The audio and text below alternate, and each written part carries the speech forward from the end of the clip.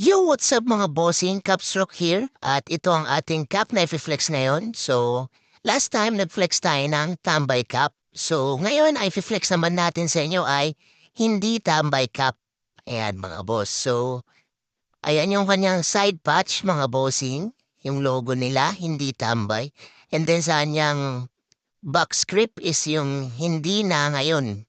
Ayan yung nakalagay sa kanyang behead sa backscript mga bossing.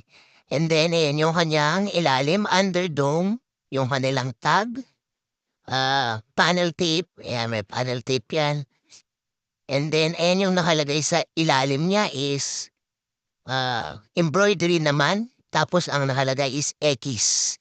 So, siguro tambay X to. Ayan.